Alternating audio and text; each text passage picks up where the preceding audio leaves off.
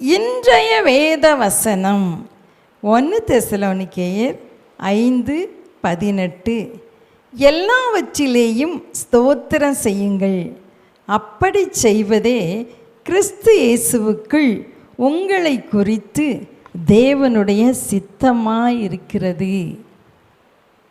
ஒரு தம்பதியினர் புதிதாக காரை வாங்கி அப்போதுதான் அதை எடுத்துக்கொண்டு பயணம் செய்தார்கள். புது கார்.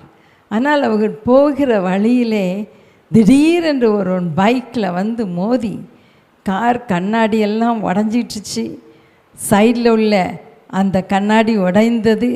அதே நேரத்தில் பின்னால் வேகமாக வந்த கார் ஒன்று இவர்களை முன்னாடி இடித்தது. அப்படியே அவர்களுக்கு என்ன செய்ய வேண்டும் என்று தெரியவில்லை. அங்குள்ள கூட்டம் கூடிவிட்டதாம்.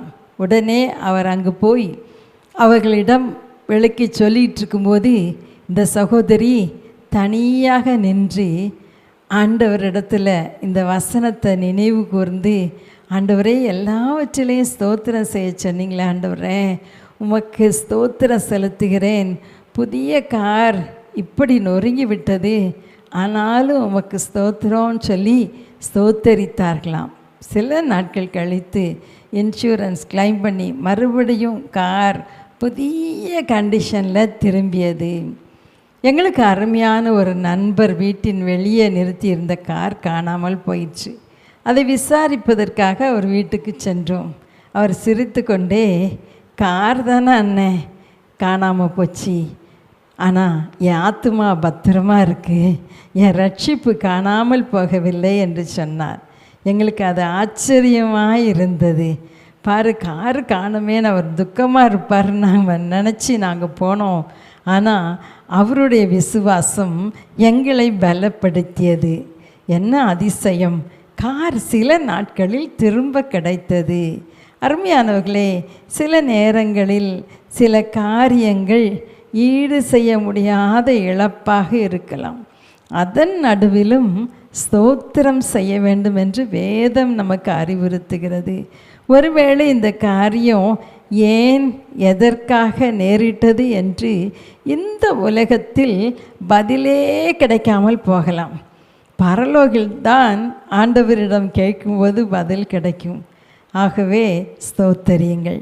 எல்லாம் நம்முடைய நன்மைக்காகவே ஆண்டவர் நடத்துகிறார். தீமைகளையும் நம்முடைய நன்மைக்காகவே அனுமதிக்கிறார். ஆகவே தேவனை ஸ்தோத்தரியுங்கள். கர்த்தர் நல்லவர், அவர் கிருபை என்றும் உள்ளது.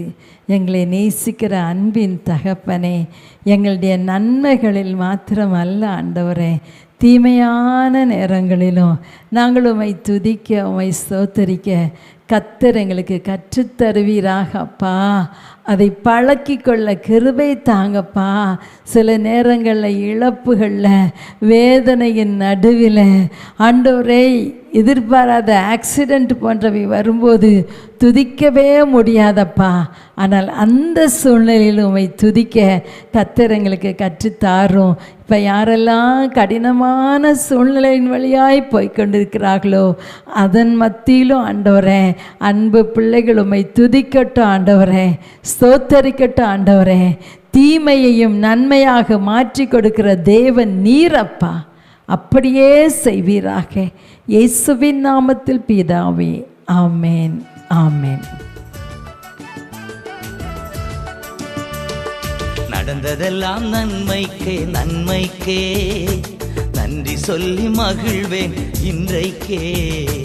நடப்பதெல்லாம் நன்மைக்கே, நன்மைக்கே நன்றி சொல்லி மகிழ்வேன் இன்றைக்கே. நன்றி, நன்றி, எல்லாம் நன்மைக்கு நன்றி. நன்றி, நன்றி, எல்லாம் நன்மைக்கு நன்றி.